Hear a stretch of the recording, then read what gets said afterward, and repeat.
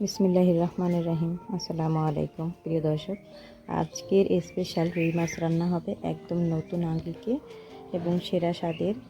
এই রুই মাছ রান্না যদি একবার ট্রাই করেন তবে মাছের সাধারণ ঝোল আর খেতে চাইবেন না।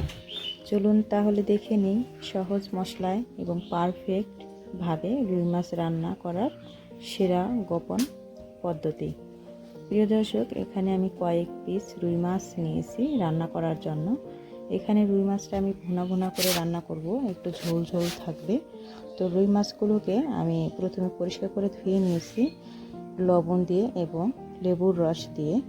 তো রুই মাছ রান্না করার পূর্বে অবশ্যই লবণ এবং লেবুর রস দিয়ে ধুয়ে নেবেন, তাহলে মাছের একটা আষ্টে গন্ধ সেটা চলে যাবে।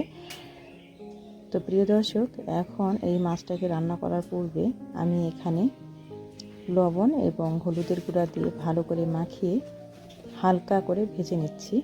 এখানে চুলায় আমি কড়াইয়ের মধ্যে তেল দিয়ে রেখেছিলাম গরম হওয়ার জন্য। তেলটা গরম হওয়ার পর চুলার আঁচ মিডিয়ামে রেখে ভেজে নিচ্ছি।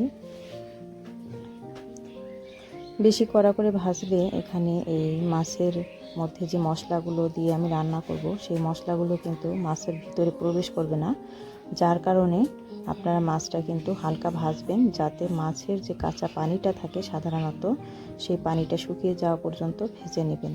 তো আমি 2-5টা এরকম হালকা করে ভেজে নিয়েছি হালকা করে। তো এখন তুলে নিচ্ছি।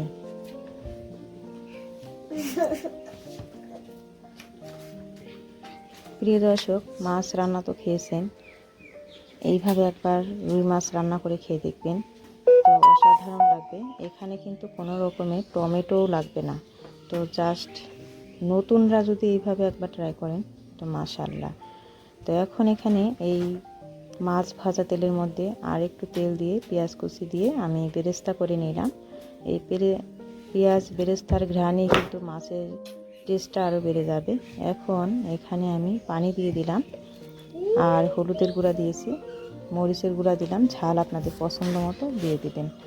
এখন দিচ্ছি স্বাদ মতো লবণ আর পাঁচফোড়নের গুঁড়া দিচ্ছি। এখানে আর কোনো মশলা অ্যাড করব না, পাঁচফোড়নের গুঁড়া এখানে যথেষ্ট। আর আপনারা যদি চান ভাজা জিরার গুঁড়া অ্যাড করতে তাহলে করতে পারেন, তবে এখানে কম মশলায় যেহেতু আজকে পারফেক্ট রান্নাটা করছি রুই মাছের, তাই এখানে পাঁচফোড়নের গুঁড়াটাই অ্যাড করব। এখন দিয়ে দিলাম ভেজে রাখা মাছ এবং চুলার আঁচ এই মুহূর্তে লোতে রেখে তারপর আমি মাছটাকে রান্না করে নেব। তবে এখানে এই কষানো ঝোলের মধ্যেই কিন্তু মশলা কষানোর ঝোলের মধ্যেই মাছটাকে নেড়ে চেড়ে আমি প্রথমে কষিয়ে নেব, যাতে মশলার কষানোর যে ঘ্রাণটা আছে সেই ঘ্রাণটা মাছের ভিতরে খুব সহজে ঢুকে যায়। ঢাকনা খুলে দিলাম 2 মিনিট পর। এখন উল্টে দিচ্ছি।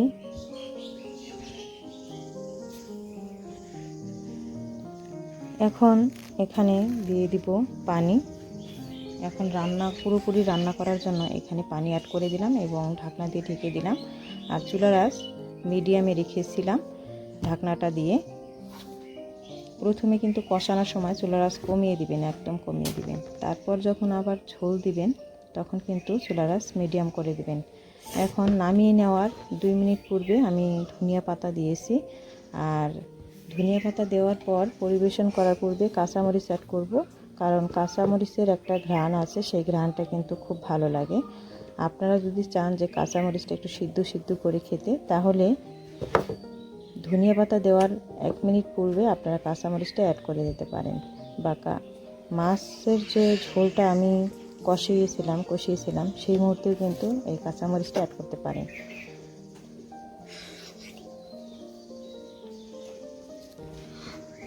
তো ঝোল মাছ রান্না কিন্তু হয়ে গেছে অলরেডি। এখন শুধু আমি এখানে পরিবেশন করে নেব।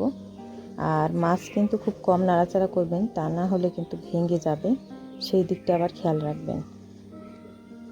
এখন নামিয়ে নিচ্ছি এই রুই মাছ ভুনা। তো রুই মাছ রান্না হয়ে গেল, এখন পরিবেশন করে নিলাম। যারা নতুন তাদের জন্য আজকের রান্নার রেসিপিটা পারফেক্ট। একবার হলেও ট্রাই করে দেখবেন কম মশলায় ঘরে থাকা উপকরণ দিয়ে কীভাবে রুই মাছ রান্না করতে হয়। তো প্রিয় দর্শক, রেসিপিটি ভালো লাগলে লাইক দিয়ে শেয়ার করবেন, আমাদের চ্যানেলের পাশে থাকবেন। ধন্যবাদ।